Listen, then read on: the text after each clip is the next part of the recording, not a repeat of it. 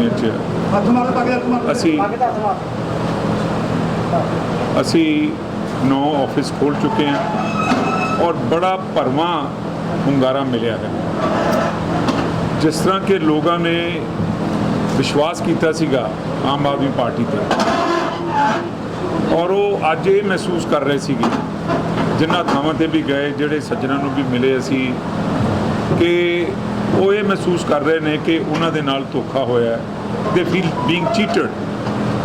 और 3 महीनों के विच इहो जिहा जिहड़ा मोह खत्म हो जाना, ये एक बड़ी अजीब जी गल सियासत दे विच नज़र आ रही है कि जदों मौजूदा सरकार ने 92 MLAs दे नाल सरकार बनाई होवे और उन्हां दी वजूहत ये है कि बिल्कुल झूठे और बेबुनियाद जिहड़े वायदे कीते उन्होंने।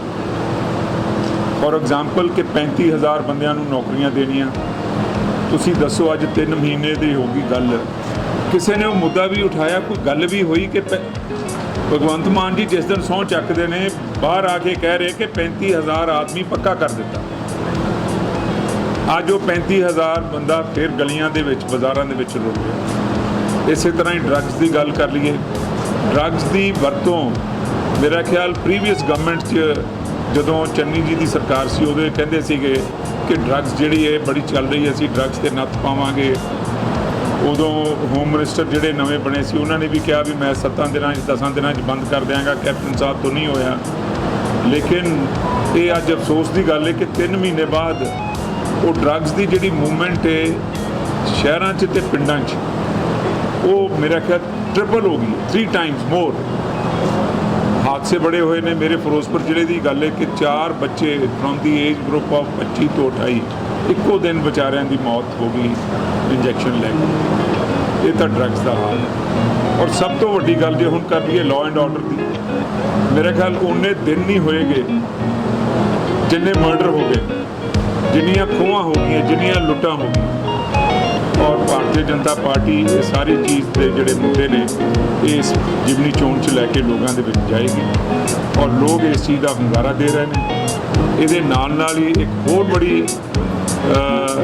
एक अजीब जी गल हुई है पंजाब दे विच कि सरकारां आउंदियां ने, टैक्स च कटौती हुंदी है या इनकम टैक्स के विच भी जो कोई सेंट्रल सरकार वालों ही मिलती भी वो छूट हो जाती है भी जी 5 लाख तक इनकम है उन्होंने इन्ना टैक्स देना पएगा या घट जाएगा या उन्होंने नहीं देना पएगा, या कपड़े ते टैक्स घट गया, शुगर ते घट गया, चाह की पत्ती ते घट गया, घ्यो ते घट गया।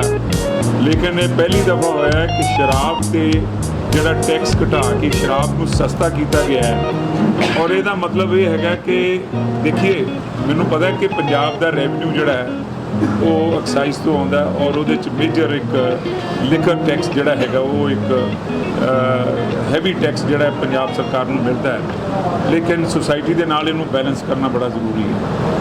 और यदा मतलब ये नहीं है कि असीं टैक्स इकट्ठा करन लगे गली गली और महल्ले महल्ले दे विच असीं शराब दीयां दुकानां खोल दईए ताकि असीं शराब जिहड़ी वो इन्नी सस्ती कर दईए कि इहदा इंपैक्ट किहदे ते पैना है। इहदा इंपैक्ट गरीब आदमी ते पैना है कि जिहड़ा बंदा घरे कमा के पैसे लिआउंदा हैगा उहदी दिहाड़ी तां वधाई नहीं गईगी, उहनूं तां कोई सहूलियत मिली नहीं। शराब की कीमत घटा दईए ताकि जिहड़ा पैसा जिहड़ा हैगा उहनूं उधर अट्रैक्ट किया जाए और जिहड़े पंजाब दे जिहड़े मुद्दे ने उन्हां तों डाइवर्सीफाई कर रही है मौजूदा सरकार।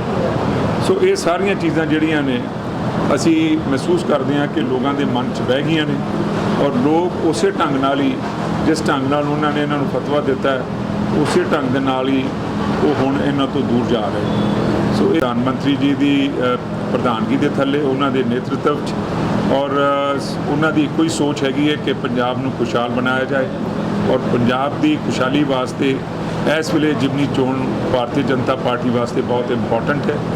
और लोग इस चीज़ को महसूस कर रहे हैं कि वो ऐतकी भारतीय जनता पार्टी का साथ दे के मौजूदा सरकार सेंट्रल सरकार के हिस्सा पाना चाहते हैं।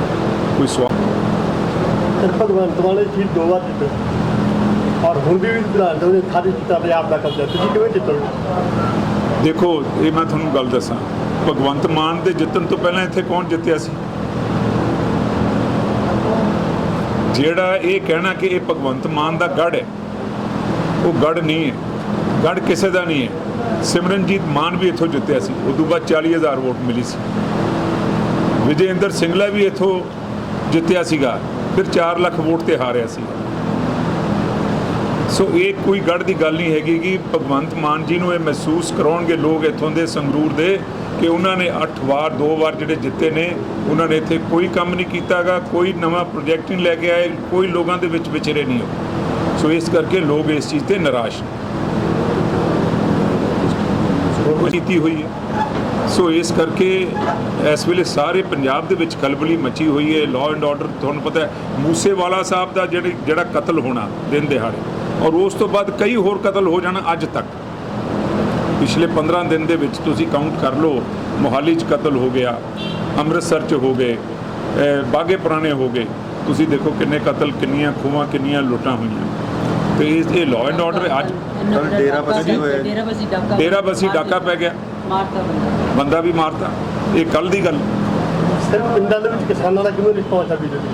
ਦੇਖੋ ਕਿਸਾਨਾਂ ਨੂੰ ਇੱਕ ਚੀਜ਼ ਦੀ ਮੈਂ ਵਧਾਈ ਦੇਣਾ ਔਰ ਪ੍ਰਧਾਨ ਮੰਤਰੀ ਜੀ ਦਾ ਵੀ ਧੰਨਵਾਦ ਕਰਦਾ ਕਿ ਜਿਨ੍ਹਾਂ ਨੇ ਬੜਾ ਹੱਸ ਕੇ ਔਰ ਇਹ ਮਹਿਸੂਸ ਕਰਕੇ ਕਿ ਇਹ ਗਲਤ ਹੋ ਗਿਆ ਕੰਮ, ਔਰ ਉਹਨਾਂ ਨੇ ਕਿਸਾਨਾਂ ਦੇ ਵਾਸਤੇ ਜਿਹੜੇ ਕਾਨੂੰਨ ਉਹਨਾਂ ਦੀ ਸਮਝ ਉਦੋਂ ਸੀਗੇ ਕਿ ਵੀ ਸ਼ਾਇਦ ਇਹਦੇ ਨਾਲ ਕਿਸਾਨਾਂ ਦਾ ਫਾਇਦਾ ਹੋਏ, ਰਿਅਲਾਈਜੇਸ਼ਨ ਤੋਂ ਬਾਅਦ ਜਦੋਂ ਕਿਸਾਨਾਂ ਦਾ ਉੱਥੇ ਧਰਨਾ ਲੱਗਿਆ, ਉਹਨਾਂ ਨੇ ਕਾਨੂੰਨ ਉਹ ਵਾਪਸ ਲਏ। ਕਾਨੂੰਨ ਵਾਪਸ ਲੈਣ ਤੋਂ ਬਾਅਦ ਉਹਨਾਂ ਨੇ ਇਸ ਚੀਜ਼ ਦੀ ਸਾਰੇ ਪੰਜਾਬ ਦੇ ਕਿਸਾਨਾਂ ਤੋਂ, ਹਿੰਦੁਸਤਾਨ ਦੇ ਕਿਸਾਨਾਂ ਤੋਂ ਵੀ ਮਾਫੀ ਲਈ ਕਿ ਜਿਹੜੀ ਤੁਹਾਨੂੰ ਕਸ਼ਟ ਹੋਇਆ ਉਹਦੇ ਵਾਸਤੇ ਮਾਫੀ ਚਾਹਣਾ। ਐਡੂ ਵੱਡੀ ਗੱਲ ਪ੍ਰਧਾਨ ਮੰਤਰੀ ਤੋਂ ਉੱਤੇ ਕੌਣ ਇਹੋ ਜਿਹਾ ਪ੍ਰਧਾਨ ਮੰਤਰੀ, ਇੱਕ ਇਤਿਹਾਸਿਕ ਪ੍ਰਧਾਨ ਮੰਤਰੀ ਹੈ ਕਿ ਜਿਹੜਾ ਇਸ ਗੱਲ ਕਹਿ ਕੇ ਲੋਕਾਂ ਦੇ ਕੋਲੋਂ ਇਸ ਚੀਜ਼ ਦਾ ਇਹ ਅਹਿਸਾਸ ਕਰ ਰਹੇ ਨੇ ਕਿ ਉਹਨਾਂ ਨੇ ਇਹ ਜੇ ਗਲਤੀ ਹੋਈ ਹੈ ਤੇ ਉਹਨਾਂ ਨੇ ਉਹਨੂੰ ਸੁਧਾਰਿਆ ਹੈ। ਔਰ ਅੱਜ ਕਿਸਾਨ ਜਿਹੜਾ ਹੈਗਾ ਉਹਨੂੰ ਜਿੰਨੀਆਂ ਵੀ ਸਹੂਲਤਾਂ ਨੇ ਉਹ ਜੋ ਸੈਂਟਰ ਦੇ ਵੱਲੋਂ ਆ ਰਹੀਆਂ ਨੇ, ਚਾਹੇ MSP ਹੈ, ਚਾਹੇ ਮੂੰਗ ਤੇ MSP ਹੈ, ਚਾਹੇ ਕਣਕ ਤੇ ਹੈ, ਚਾਹੇ ਝੋਨੇ ਤੇ ਹੈ, ਉਹ ਸਾਰੀਆਂ ਜਿਹੜੀਆਂ ਫੈਸਿਲਿਟੀਜ਼ ਖਾਦ ਤੇ 61,000 ਕਰੋੜ ਰੁਪਏ ਦੀ ਪ੍ਰਧਾਨ ਮੰਤਰੀ ਜੀ ਨੇ ਸਬਸਿਡੀ ਦਿੱਤੀ ਹੈ ਸਿਰਫ ਖਰੀਫ ਕ੍ਰੌਪ ਤੇ। ਇਹ ਕੋਈ ਛੋਟੀ ਗੱਲ ਹੈਗੀ ਕਿਸਾਨਾਂ ਵਾਸਤੇ। ਪੰਜਾਬ ਦੇ ਕਿਸਾਨਾਂ ਨੂੰ ਸਭ ਤੋਂ ਵੱਧ ਫਾਇਦਾ ਹੋ ਰਿਹਾ। ਸਰ ਬੀਜੇਪੀ ਦੇ ਵਿੱਚ ਜੇਕਰ ਗੱਲ ਕਰੀ ਜਾਵੇ ਤਾਂ ਜਿਹੜਾ ਕਾਂਗਰਸ ਦੇ ਵਿੱਚੋਂ ਸ਼ਾਮਲ ਹੋਏ ਨੇ ਨੇਤਾ, ਉਹਨਾਂ ਨੂੰ ਕੈਂਡੀਡੇਟ ਉਤਾਰਿਆ ਗਿਆ ਹੈਗਾ। ਕਿਵੇਂ ਦੇਖਦੇ ਹੋ ਕਿ ਸੰਗਰੂਰ ਦੇ ਵਿੱਚ ਬੀਜੇਪੀ ਕੋਲੇ ਕੋਈ ਲੰਬੇ ਸਮੇਂ ਤੋਂ ਲੋਕ ਪੱਕੀ ਚਿਹਰਾ ਨਹੀਂ ਸੀ? ਦੇਖੋ ਇਹ ਗੱਲ ਨਹੀਂ, ਬੀਜੇਪੀ ਪਹਿਲਾਂ ਇੱਕ ਸੋਸ਼ਲ ਅਲਾਇੰਸ ਸੀਗਾ ਅਕਾਲੀ ਦਲ ਦੇ ਨਾਲ। ਅਕਾਲੀ ਦਲ ਜ਼ਿਆਦਾ ਸੀਟਾਂ ਲੜਦਾ ਸੀ, ਭਾਰਤੀ ਜਨਤਾ ਪਾਰਟੀ ਸਾਡੀ ਪਾਰਟੀ ਥੋੜ੍ਹੀਆਂ ਸੀਟਾਂ ਲੜਦੀ ਸੀ। ਲੇਕਿਨ ਅੱਜ ਉਹ ਹਾਲਾਤ ਨਹੀਂ ਹੈ। ਅੱਜ ਬੀਜੇਪੀ ਇੰਡੀਪੈਂਡੈਂਟ ਲੜ ਰਹੇ। ਸੋ ਇਸ ਕਰਕੇ ਬੀਜੇਪੀ ਦੀ ਪ੍ਰੈਜ਼ੈਂਸ ਜਿੱਥੇ ਸਾਰੇ ਹਿੰਦੁਸਤਾਨ 'ਚ ਹੈ, ਉਸੇ ਤਰ੍ਹਾਂ ਹੀ ਸਾਰੇ ਪੰਜਾਬ ਦੇ ਵਿੱਚ ਭਾਰਤੀ ਜਨਤਾ ਪਾਰਟੀ ਦੀ ਪ੍ਰੈਜ਼ੈਂਸ ਹੈ। ਉਸ ਚੀਜ਼ ਨੂੰ ਮੱਦੇਨਜ਼ਰ ਰੱਖਦੇ ਹੋਏ ਹੀ ਭਾਰਤੀ ਜਨਤਾ ਪਾਰਟੀ ਨੇ ਮਹਿਸੂਸ ਕੀਤਾ ਕਿ ਅਸੀਂ ਆਪਣਾ ਕੈਂਡੀਡੇਟ ਆਪਣੇ ਸਿੰਬਲ ਕਮਲ ਦਾ ਜਿਹੜਾ ਫੁੱਲ ਹੈ ਸਾਡਾ, ਉਹਦੇ ਤੇ ਉਹ ਲੜੇ। ਅਕਾਲੀ ਦਲ ਵੱਲੋਂ ਜਿਵੇਂ ਗੱਲ ਕਰੀ ਜਾਵੇ, ਕੇਵਲ ਢਿੱਲੋਂ ਟਿਕਟ ਮਿਲਣ ਕਾਰਨ ਜਿਹੜੇ ਤੁਹਾਡੇ ਟਕਸਾਲੀ ਵਰਕਰ ਨੇ ਜਾਂ ਆਗੂ ਨੇ ਭਾਜਪਾ ਦੇ, ਉਹ ਇਸ ਗੱਲ ਨੂੰ ਲੈ ਕੇ ਕਿਤੇ ਨਾ ਕਿਤੇ ਨਿਰਾਸ਼ ਨੇ ਵੀ ਇੱਕ ਦਿਨ ਪਾਰਟੀ ਚਾਹੇ ਅਗਲੇ ਦਿਨ ਟਿਕਟ ਮਿਲ ਗਈ। ਕਿਤੇ ਨਾ ਕਿਤੇ ਤੁਹਾਡੇ ਕੋਲ ਦੇਖੋ ਪਾਰਟੀ ਮੀਟਿੰਗਾਂ ਕਰ ਰਹੀ ਹੈ ਉਹਨਾਂ ਨਾਲ। ਮੈਂ ਤੁਹਾਨੂੰ ਗੱਲ ਦੱਸਾਂਗਾ, ਮੇਰੇ ਨਾਲ ਸਾਰੇ ਜਿਹੜੇ ਨੇ ਇਹ ਟਕਸਾਲੀ ਭਾਰਤੀ ਜਨਤਾ ਪਾਰਟੀ ਦੇ ਲੋਕ ਬੈਠੇ ਹੋਏ ਨੇ। ਇਹ ਇਸ ਪਾਰਟੀ ਦੀ ਖੂਬੀ ਹੈ ਕਿ ਜੋ ਅਨੁਸ਼ਾਸਨ ਹੈ ਉਹਦੇ ਤੇ ਚੱਲਣਾ, ਉਹਦੇ ਤੇ ਉਬੇ ਕਰਨਾ, ਉਹਦਾ ਪਹਿਰਾ ਦੇਣਾ ਇਸ ਪਾਰਟੀ ਦਾ ਇੱਕ ਬਹੁਤ ਵੱਡਾ ਕਿਰਦਾਰ ਹੈ। ਸੋ ਉਸ ਕਿਰਦਾਰ ਨੂੰ ਸਾਹਮਣੇ ਰੱਖਦੇ ਹੋਏ ਇਹ ਬਿਲਕੁਲ ਇੱਕ ਰਿਊਮਰ, ਇੱਕ ਅਫਵਾਹ ਹੈ ਕਿ ਕੋਈ ਵੀ ਭਾਰਤੀ ਜਨਤਾ ਪਾਰਟੀ ਦਾ ਕਾਰਿਆਕਰਤਾ ਇਸ ਚੀਜ਼ ਤੇ ਨਾਰਾਜ਼ ਹੈ। ਪਾਰਟੀ ਇਹ ਜੋ ਮਹਿਸੂਸ ਕਰਦੀ ਹੈ, ਪਾਰਟੀ ਸੁਪਰੀਮ ਹੈ, ਪਾਰਟੀ ਨੇ ਹਾਈ ਕਮਾਂਡ ਦਾ ਫੈਸਲਾ ਹੈ, ਇਹ ਉਹਨਾਂ ਦਾ ਪ੍ਰੈਰੋਗੇਟਿਵ ਹੈ, ਇਹ ਉਹਨਾਂ ਦੀ ਇੱਕ ਮਰਜ਼ੀ ਹੈ ਕਿ ਉਹ ਟਿਕਟ ਕਿਹਨੂੰ ਦਿੰਦੇ ਨੇ ਔਰ ਕਿਸ ਹਾਲਾਤ 'ਚ ਦਿੰਦੇ ਨੇ। ਚਾਹੇ ਉਹ ਕਾਂਗਰਸ ਤੋਂ ਆਇਆ ਹੈ, ਚਾਹੇ ਉਹ ਅਕਾਲੀ ਦਲ ਤੋਂ ਆਇਆ ਹੈ, ਚਾਹੇ ਉਹ ਨਵਾਂ ਭਰਤੀ ਹੋਇਆ, ਇਹ ਉਹਨਾਂ ਦੀ ਸੋਚ ਹੈ ਔਰ ਉਹਨਾਂ ਦੇ ਸਰਵੇਜ਼ ਨੇ, ਉਹਨਾਂ ਦੀ ਇੱਕ ਆਪਣੀ ਜੋ ਉਹਨਾਂ ਦਾ ਸਿਸਟਮ ਹੈ, ਉਸ ਸਿਸਟਮ ਦੇ ਅਧੀਨ ਤੇ ਇਹ ਜਿਹੜੀ ਟਿਕਟ ਹੈ ਇਹ ਸ਼੍ਰੀ ਕੇਵਲ ਢਿੱਲੋਂ ਜੀ ਨੂੰ ਦਿੱਤੀ ਗਈ ਹੈ।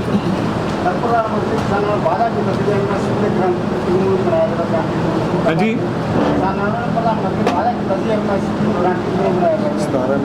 ਤੁਸੀਂ ਦੱਸੋ MSP ਤਾਂ ਚੱਲ ਰਹੀ ਹੈ ਤੇ ਗਰੰਟੀ ਨਹੀਂ MSP ਇਜ਼ ਕੰਟੀਨਿਊ। ਅੱਜ ਤੱਕ ਇੱਕ ਵੀ ਮੂਵਮੈਂਟ ਤੇ ਉਹ ਕਾਨੂੰਨ ਬਣਨ ਦੇ ਬਾਵਜੂਦ ਵੀ MSP ਡਿਸਕੰਟੀਨਿਊ ਨਹੀਂ ਹੋਏਗੀ। ਸੋ MSP is going as it is. MSP ਤਾਂ ਬੰਦ ਹੀ ਨਹੀਂ ਹੋਏਗੀ, MSP ਚੱਲ ਰਹੀ ਹੈ।